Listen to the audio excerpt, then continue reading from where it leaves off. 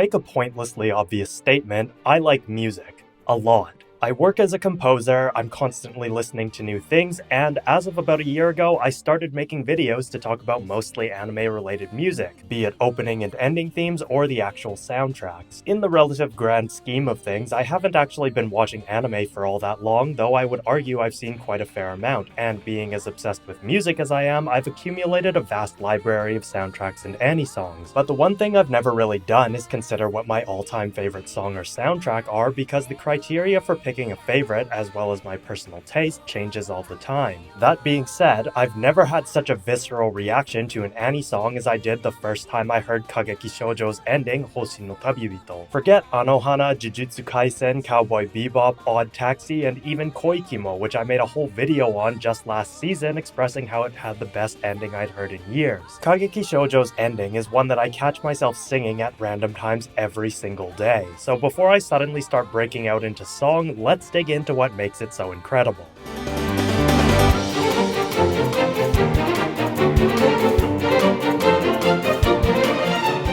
Now, to understand part of my bias towards this song, I need to put it in a bit of context. Kageki Shojo is a story about young, roughly high school-aged girls attending the prestigious all-girls musical theater academy Koka that will eventually set them up to become some of the most highly regarded stage actresses in all of Japan. While this sounds glamorous and a bit fictional, it's actually all based around a real-life theater production known as Takarazuka, where series like Revue Starlight were loosely inspired by Takarazuka's all-female theater productions. Kageki Shojo is basically a documentary on Takarazuka told through the stories of its fictional characters. I know this because I actually went and saw a show during my semester abroad and spent a whole unit in my Japanese pop culture class learning about and seeing the process of what these girls go through. And to see pretty much exactly what I had experienced in person being depicted in anime format, the premise of the show alone was already something I knew I would fall in love with. In a nutshell, my love for the ending theme basically boils down to it essentially being written like one of the musical numbers you might hear in one of the actual Takarazuka shows. I don't know exactly what makes the style of Takarazuka's music seem so distinct from other types of musical theater, but hopefully in this analysis we'll be able to figure it out. The song begins with an absolutely gorgeous piano run up into a sharp string section, immediately establishing a sense of drama unlike what most other typical anisongs tend to do. As an orchestral composer, I obviously have a huge bias towards beautifully written orchestral music, and because it's such a rarity in anime themes, I have yet to find one that I haven't fallen in love with. Major props to composer Saito Tsuneyoshi for this one. You'll also notice that the run-up is in a very interesting non-standard scale, outlining the G minor key we're in, but utilizing a sharp 6 that makes the scale sound quite bright. The simplest way to describe this scale is to look at it in two sets of 16th notes, the first and third beats comprised of a diminished fourth from F sharp to B flat, followed by an augmented fourth from C to F sharp on the second and fourth beats. What this does is give the music a very quick wave-like sound without actually moving in a wave-like motion, contracting and expanding akin to how the actresses often make grand gestures by way of contrasting actions on stage. And all of this is only the first bar of music.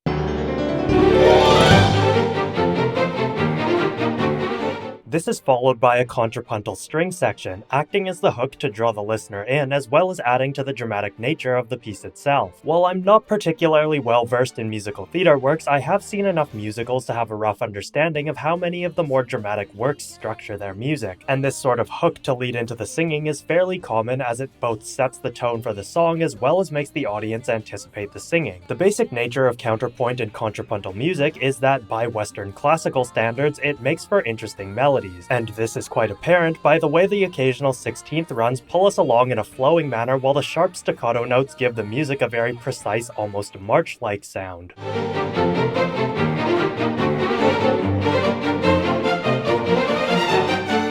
Saito also makes the most of the G minor key by utilizing the natural minors F and the melodic minors F sharp to make the music sound brighter and more anticipatory, respectively. Seen here, where the F natural acts in accordance with the descending bass lines and the F sharp leads us into the next musical phrases. The first voice line comes in with Senbongi Sayaka as Sarasa playing the otokoyaku role, the male voice, leading us in with a shallow wave-like melody as she sings the line Yami no naka ni shiroku hikaru michi o aruki tsuzukeru. Continue walking along the path shining white in the darkness. This is also the moment where we hear the musical ensemble switch into something less orchestral and more musical theater, as the kit drums come in with a steady beat, pushing the music along at a constant pace, while the electric bass plays in some syncopated lines for a feeling of slight stumbling on the path to the top. And while I didn't transcribe them, there are also some subtle electric guitar chords to accent offbeat syncopations as well, layering a few different rhythms to show the many different paths to be trodden as the girls blossom into actresses.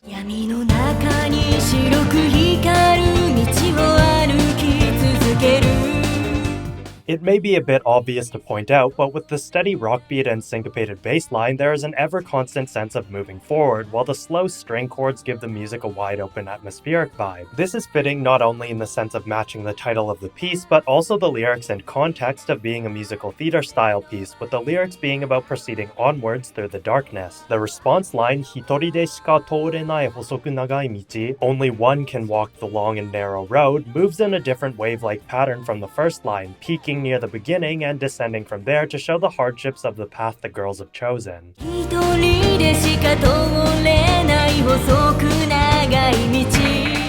Harmonically, there isn't anything overly spectacular going on right now, though this makes sense, as a musical number needs to build in scale over time, especially in the case of this song where the lyrics are a representation of a journey into stardom. The most interesting thing that occurs is the use of a flat 7, or relative flat 2, to set up the mid-phrase transition, giving the music a slight shift into C minor before quickly returning back to the original key of G minor. On the topic of harmony, the second set of lyrics has Hanamori Yumiri as I joining in with some vocalizing beneath the line "Mae o ayumu hito no kage ni okure o toranu yoni," do not fall behind the shadows of those who tread before you, leading into a harmonized duet for "Massugu ni fumidaseba me no mae ni arawareru," if you walk straight, it will appear before you.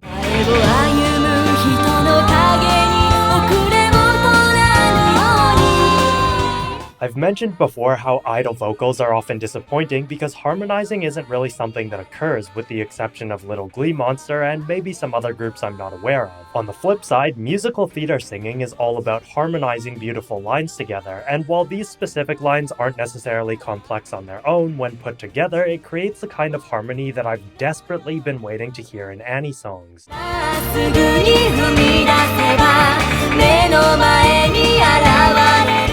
The final line before the chorus, "Doa o akeo," let's open the door, has the violins running down and back up in a rapid motion to set us up for the transition into the chorus. While these runs occurred throughout the verse, this is really the first time they've come back to the forefront since the beginning of the piece, making the striking instrumental transition all the more impactful as we're hit with a series of dramatic syncopated blasts from each instrument.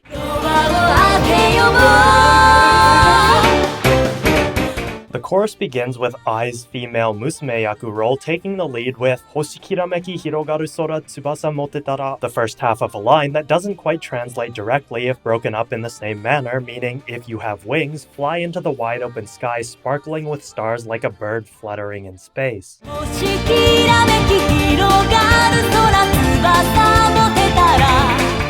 You'll notice by looking at the first and second lines that while the melody is quite different from the ones we heard earlier, the rhythms are pretty much identical. We can interpret this as a representation of the constant steps the girls have to take moving forward, while the melodic lines represent all of the various ups and downs that they will have to face while maintaining their pace. As a less interpretive look, it also allows the listener to unconsciously connect the ongoing narrative of the piece even if they know nothing about music and rhythms, as the constant rhythmic patterns form an associative continuity.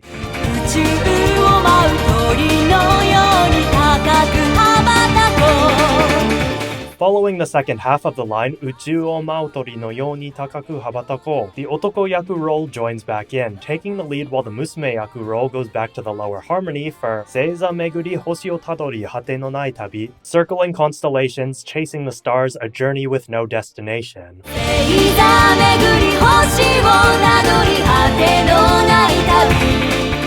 This leads nicely into the final line, "Watashi tachi wa aruki hajimeta," we began to walk, lyrically looking back on where the girls' journeys began. Melodically, this final line also moves its wave-like patterns twice as quickly as every other occasion, with the rhythms also only making use of the 3-3-2 pattern we'd heard in the first half of each phrase for a more rapid sense of movement. This gives the music a more dramatic shift from everything we'd gotten used to up until this point, creating a climactic moment from which the piano transition into the string section feels quite cathartic. And despite the fact that this final voice chord ends on our home key of G, because it is essentially just a G5 power chord with a suspended run in the piano, it doesn't quite sound resolved, making the richer G minor chord feel much more cathartic despite being a 6-6 non-cadence.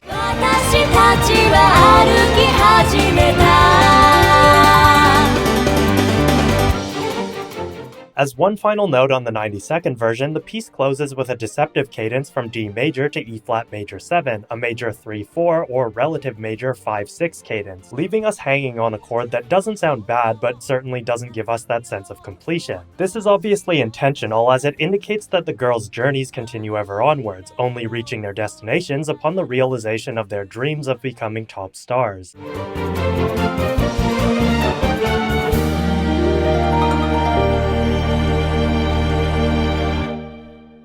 For those watching the show, you'll have noticed throughout the series that there are actually a number of times where different characters have sung the ending, and while it is easy to assume that they are simply singing the same song with characters more relevant to the episode that they sang the ending for, the lyrics actually change for each iteration.